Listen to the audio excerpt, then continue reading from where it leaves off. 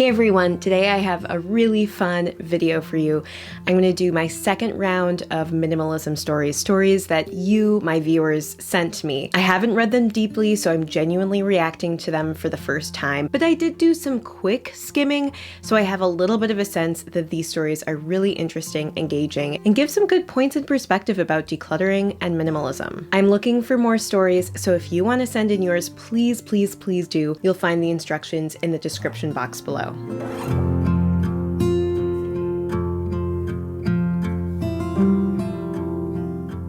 Let's get started with the first story. Hi Elin, hope you are well. My name is Nicoletta, 33 years old, Greek, grew up in Germany, and lived for the last almost 6 years in Belgium. There are so many stories I could tell you about me pursuing minimalism and decluttering, but I would like to share with you a story about me decluttering my kitchen while moving from Germany to Belgium, and then again when I moved within Belgium. It's not only about decluttering itself, but also about how I had to let go a bit of my identity. I'll explain in the following lines. I just gotta pause and say it is so true that sometimes our decluttering stories or journeys mimic our relationship with minimalism, because I think that decluttering and trying to create space for what we care about often connects with what our priorities are and how we want to be spending our time. And it just kind of shows how much minimalism is interlinked with our values. After university, I started working for a company that makes kitchen tools and products. That was my first job and I was thrilled. Iconic brand, known by everyone. I was so happy working there. We would get a lot of products on a regular basis. And because I loved the products and still love them, I was keeping a lot of them. I was regularly bringing products to my family as they were happy to get their hands on them too. Still, over the years of me working there, I'd accumulated a lot of products, some more useful than others. I think this brings up an interesting point that sometimes objects bring us genuine joy, and sometimes when we also give those objects, they bring others joy.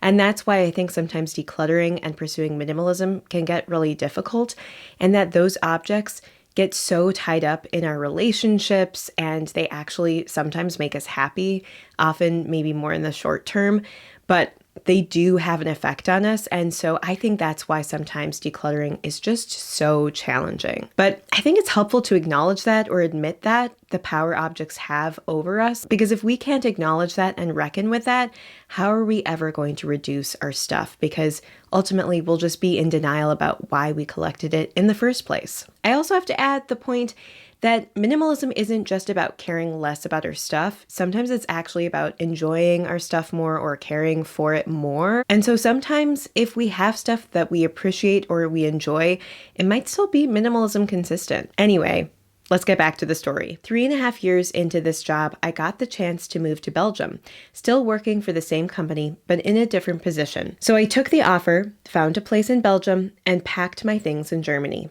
I had 35 moving boxes. That was basically all my belongings boxed up. From those 35 boxes, a total of 17 boxes were kitchen tools and products only. It was funny to see that ratio. And at that moment, having all these products was part of my identity. Nicoletta has a lot of products from this iconic brand. If you ever needed something for your kitchen, a specific tool, a huge bowl, I would have it. As I started in my new position, I was getting even more products. My kitchen in Belgium was bigger, so storing was not an issue, and therefore I was happy with any new product coming in. I think this is a great example of how sometimes our belongings actually enter into the sphere of our identity, how we see ourselves in the world, our place in the world. And I mean, in this case, it really makes sense because it was related to your job. But I think it's an interesting point about how it also transitioned into your relationships.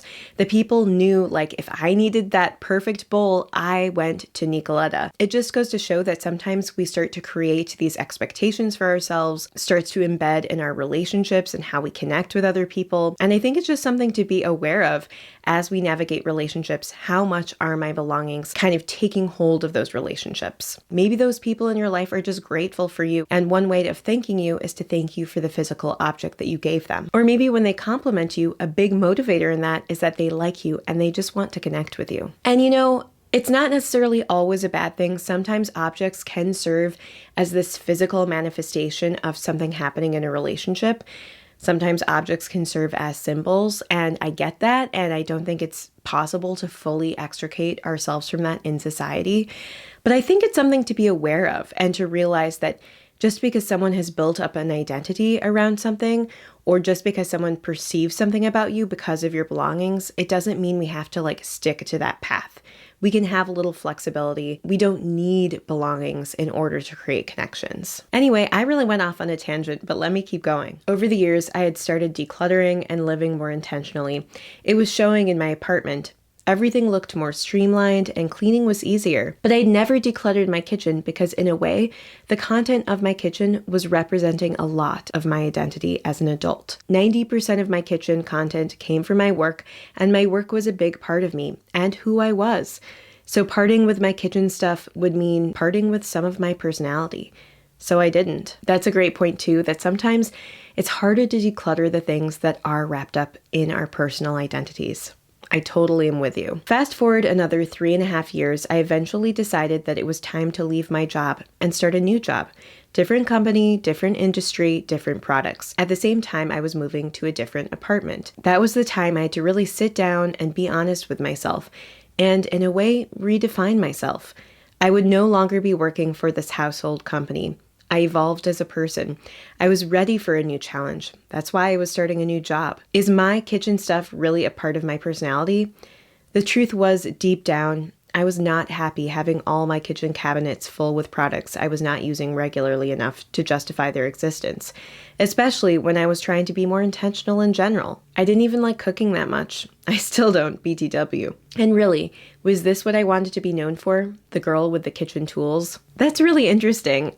I do feel like all of us sometimes pigeonhole ourselves and our identities based on expectations of others or what we think other people's expectations are. Sometimes we create these stereotypes around our identities and we start to lose control over who we even are by trying to live up to these expectations or by living up to what we think we're supposed to be. And sometimes our stuff can reflect that. So I almost want to take this as a lesson to look at my own life and figure out, what in my space am I keeping just because I feel like I'm supposed to, because it's supposedly part of my identity? I think a great common one is people with a lot of books. Sometimes people really value all those books and they really use them and look at them regularly, and that makes total sense.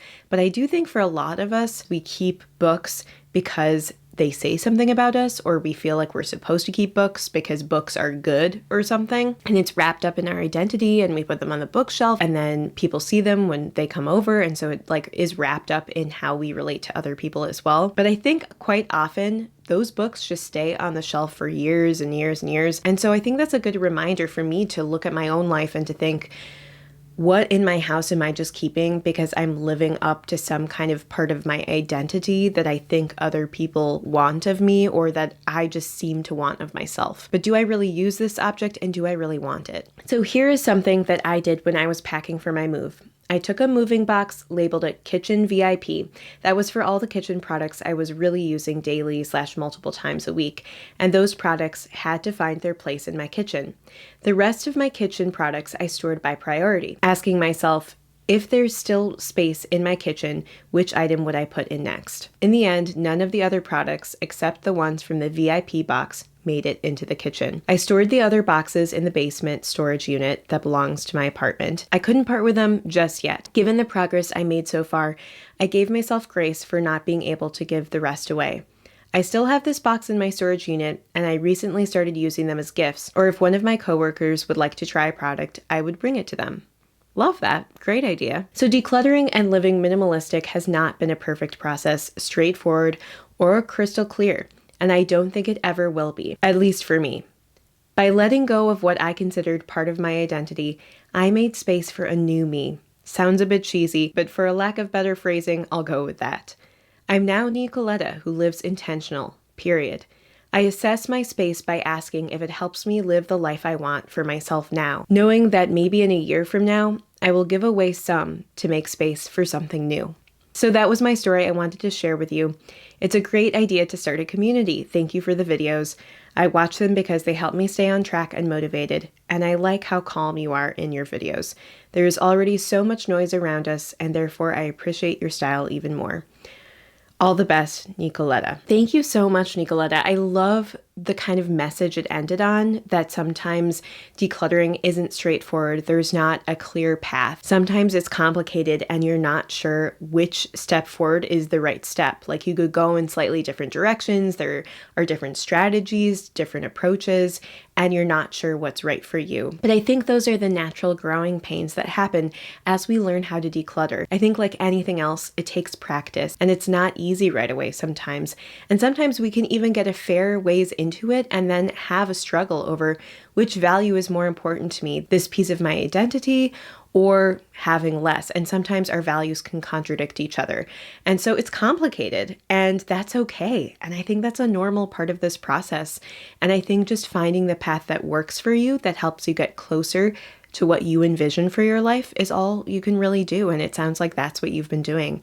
So I really appreciate this story because it just shows like it doesn't have to be all or nothing. You kept this stuff for a while, then eventually, stored it away and you're gradually ridding yourself of some of it.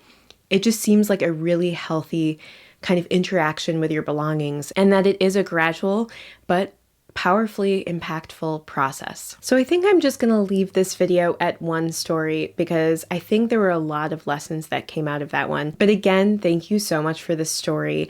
And I am looking for more stories. So if you might want to share yours, I would love it if you would email it to me. It can be a little tiny anecdote, a funny experience decluttering, or it can be a full-fledged story about your journey and kind of your experience in pursuing minimalism. So I will put the instructions about where to email me in the description box below. And again, I'm really looking for stories with a beginning, a middle, and an end. I'm really grateful that some of you have taken the time and energy and effort to write to me and to share these really inspiring and impactful stories. I'm learning so much from all of you all the time. I feel like I'm just getting more and more connected and I'm just so grateful. Thank you. And also just thank you for watching. Even if you haven't sent me a story, thank you for being here. I appreciate you. And I can't wait to do more stories with all of you. Anyway, thank you so much for spending this little bit of time with me and I hope you have a wonderful rest of your day.